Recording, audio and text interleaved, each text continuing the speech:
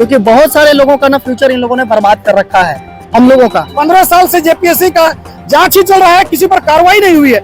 यानी कि ये लापरवाही कितनी बड़ी है कि हेमंत सोरेन जी का सरकार में आए हुए 6 साल हो गया और सरकार में आने से पहले उन्होंने वादा किया था कि हर 6 महीना में एक परीक्षा होगी, लेकिन यहाँ 6 साल हो गए और 6 साल में 2 ही परीक्षा हो पाई है और वो भी विवाद में। सरकार और जेपीएससी द्वारा इस तरह लापरवाही क्यों बरती जा रही है और क्यों भविष्य खराब किया जा रहा है बच्चों का, जिसका देखिएगा स्टूडेंट जो तैयारी करते करते उसका उम्र निकल जा रहा है। जैसे में जो कैलेंडर जारी है इसके लिए क्या कुछ मामला लेकर आए?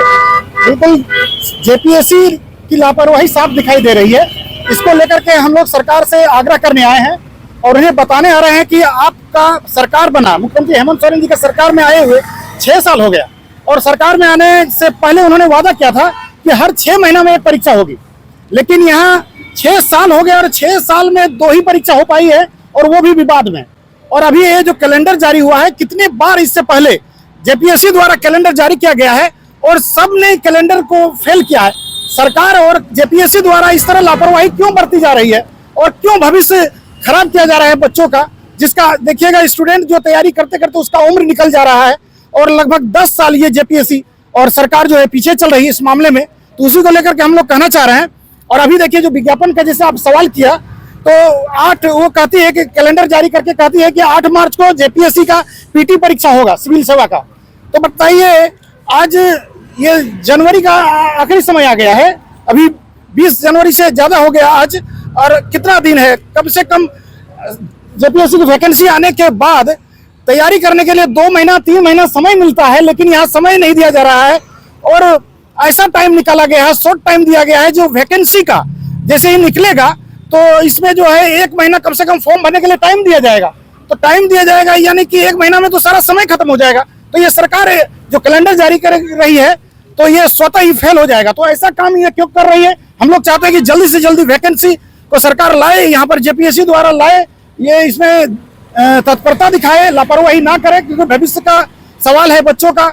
इस तरह से उम्र सीमा खत्म हो जाता है विवादों में। आप आइंदा देखते होंगे कि जेपीएससी में ज्यादा विवाद होता है, वैकेंसी से ज्यादा विवाद हो जाता है और एक जो वैकेंसी है पूरा होने में 5 साल लग जाता है।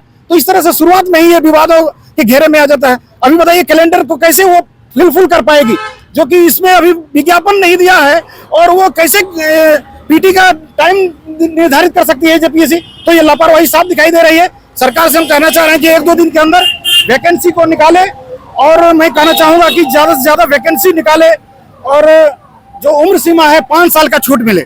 यही मांग को लेकर के हम लोग आग्रह कर रहे हैं। क्या लग रहा है कि फिर से सरकार लिपापोती करेगी वैकेंसी में? बिल्कुल इस तरह से लगता है, और ये भ्रष्टाचार को बढ़ावा देता है। इससे क्या होता है कि स्टूडेंट को समय नहीं मिलेगा, तो ये पैसे का खेल होगा।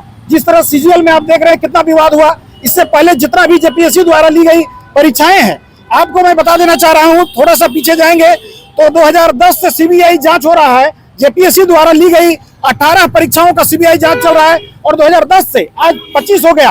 15 साल से जेपीएससी का जांच ही चल रहा है, किसी पर कार्रवाई नहीं हुई है।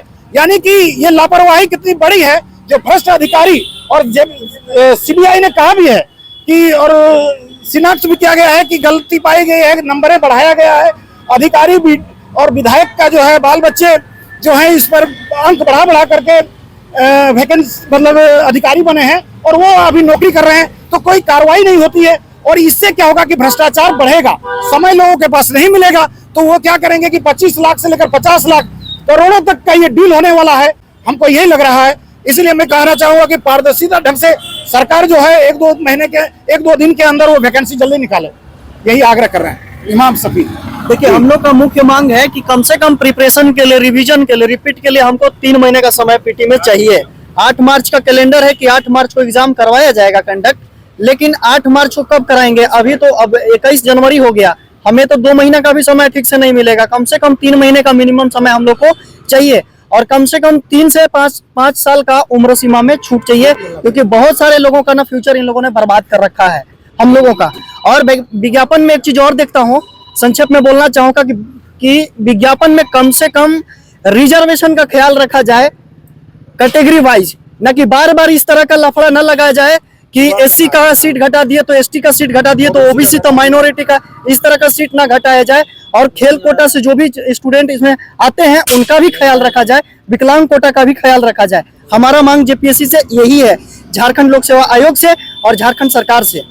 झारखंड की आवाज YouTube न्यूज चैनल को सब्सक्राइब जरूर करें, लाइक, कमेंट और शेयर करना ना भूलें।